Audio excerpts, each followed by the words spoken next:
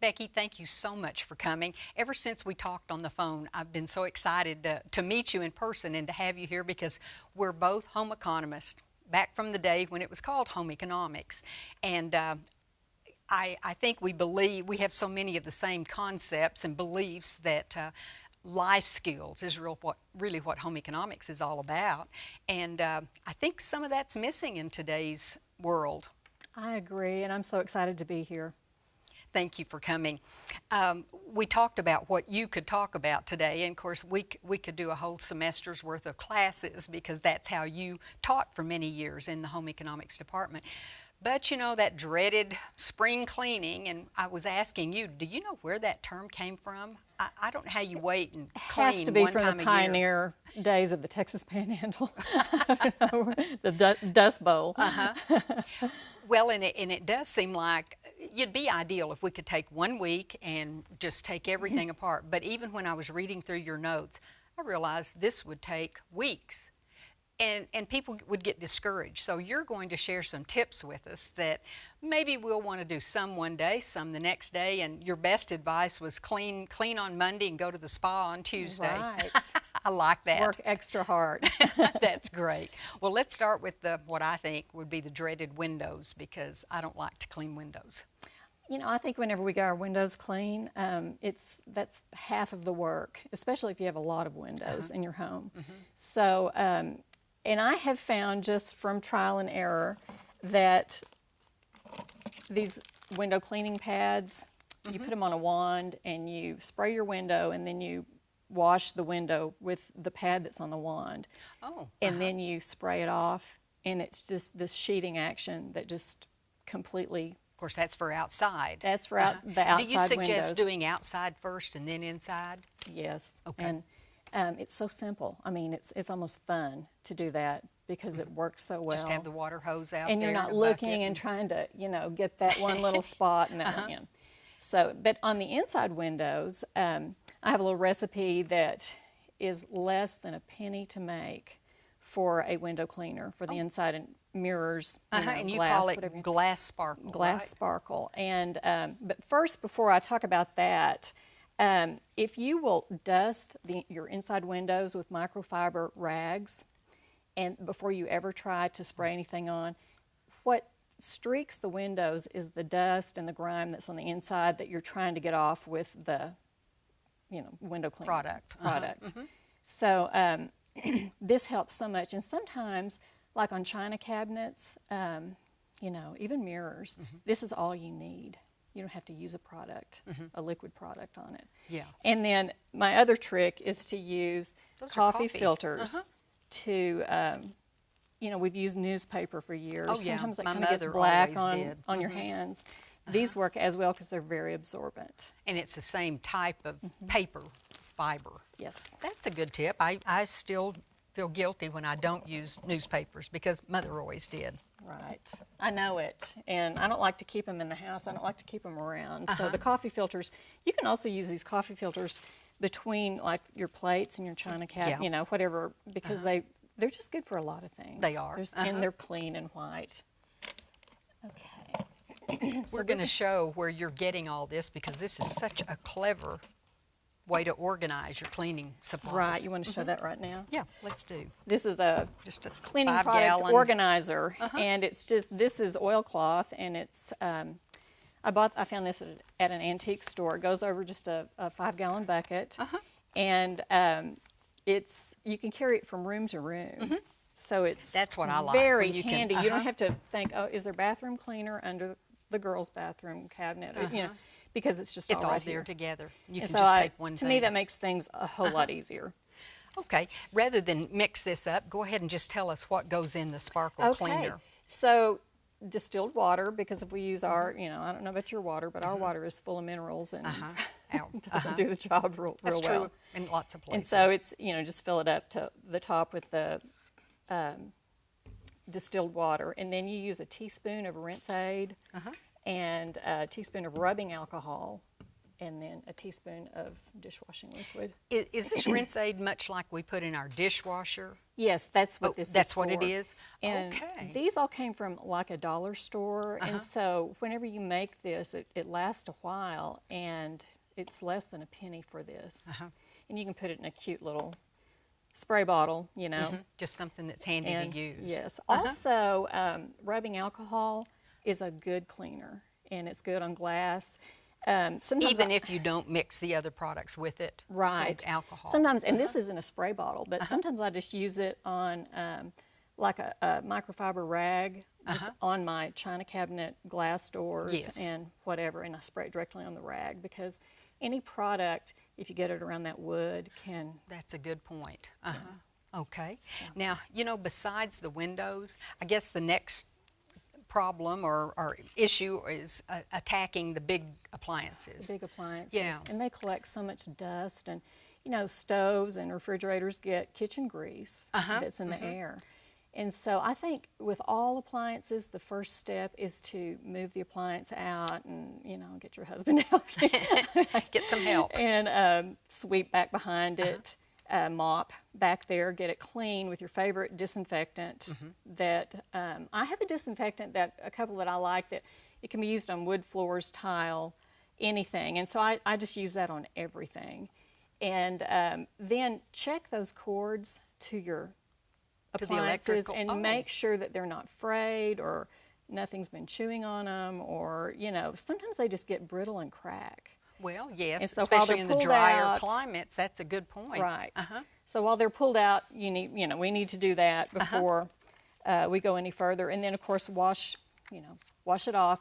I use the spray rubbing alcohol a lot for the chrome and gets fingerprints off. I use spray rubbing alcohol for a lot of things, but like in the car, the seat belt that goes across, if you can't get that clean and it's dirty, you can use spray alcohol. The alcohol on it, and know that it won't harm. Well, it has to be something that cuts that body oil that's on the seat belt. Get around your face or makeup or Right. whatever. Right. What about big areas, carpet? I always think about vacuuming, but you know, sometimes it may need a deeper cleaning than that. We had this catastrophe with our carpet last week. We had a little child over there that spilled a bottle of black fingernail polish on our beige carpet, and we got all of that out with a window cleaner, not the one I make, but the one that's sold in the store. And it came out probably 99.9%. You can still see just a tinge. If you know to little look, bit. you could But probably it was see amazing. And so, you know, but there was a ring around that whenever we, finished, because we had been rubbing around it. So had to use the carpet cleaner. And anytime you use, I think just vacuuming your carpet is one of the best ways to keep it looking good. Anytime you start using that carpet cleaner, it takes the sizing off the carpet, and it allows, it just doesn't have that resistance to it anymore.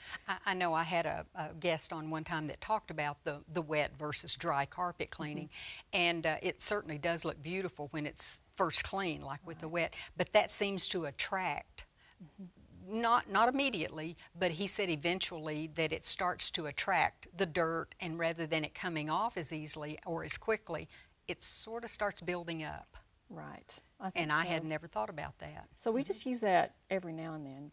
But, But it's handy to have. And then miscellaneous, I think that's important too, because there's all those things that I don't even think about cleaning.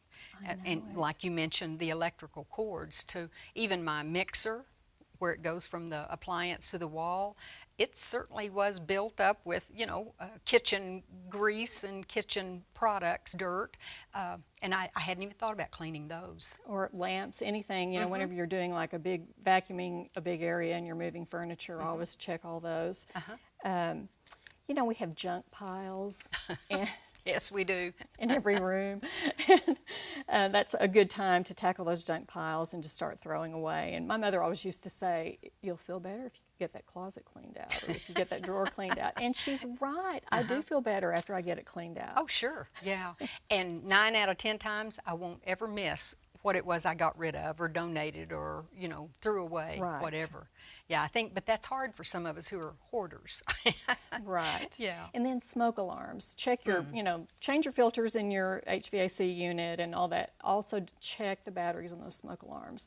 somebody, I guess I signed up for something years ago that they send batteries to us once a year to replace our smoke. I don't know, but this last year we didn't do it, and we had this malfunction, and we had to have an electrician come out and get it turned off and fixed. Wow, that made a believer out of you, didn't it? Yes.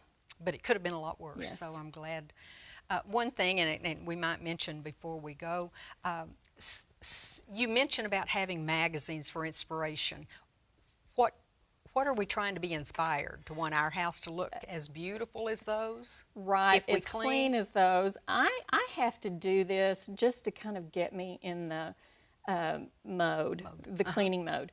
And I'll see something there, I'll think, okay, so whenever I clean out the kitchen, I'm going to arrange this like this. And it just kind of gives me ideas, creative ideas, that help the cleaning process, you know, the humdrum cleaning process. I think, well, if I can rearrange this cabinet and it looks really cute, then, you know, I'll want to do it. I'll go faster. And I noticed one of your tips was to take everything out. You don't have to do the whole kitchen at once, but let's say start with the pantry. Take everything completely out. Now, I tend to just move it off to one side and clean under it, which is better than nothing, I realize. But checking for expiration dates is so important. In the pantry and in the refrigerator and freezer. Even in the freezer, even though it's frozen, sometimes things get, you know, freezer burn, and the quality is diminished if it's been in there a while. So when you put food in the freezer, we need to label the date that it goes in. And, that's know, important things too. like that. And I thought this was interesting because these are products that we probably have under the sink. But when we can, Mother always said, yes, but why not just make your own? And that's what you have done too. Right. We can save a little money that way so we can go to the spa the next day. Right. Well, and this makes a tub, like a bucket full of laundry soap, and you only use a quarter cup. This recipe, this is actually a recipe, but you only use a quarter cup for a regular size load, and like, you know, a tablespoon or two for a small load. And I'm very big on dryer balls, which is what these are, and because they beat out the wrinkles in the dryer, and they have lanolin in them because they're wool, and so it helps soften the clothes naturally. And but this recipe for the laundry soap, it's borax. It's a 4-pound box of borax, a 3-pound box of washing soda, not baking soda, and then 2 boxes of soap flakes and an oxygen bleach. And like I said, it makes enough for you could share it with your neighbors. You know, it lasts us about maybe 3 months.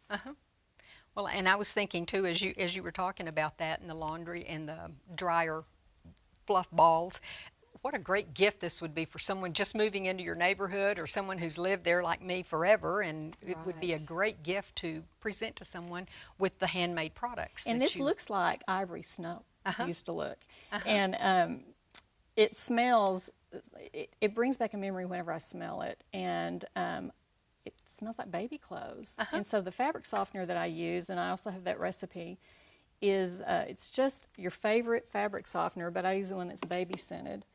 And you take a jar, a jug, and you fill it up halfway with the product, and then halfway with vinegar, just plain white vinegar. Good vinegar and alcohol. If you use vinegar in every load of clothes you have, you're probably not going to have to use a commercial product on your washing machine to clean it out, because that's a good point too. Descales and, you know, keeps it fresh. Well, we could go on and on because you have lots, and of course looking on your website, you have lots of great tips on there for cleaning so that we can all have the sparkling home. Becky, thank you so much. Thank you so much for having me.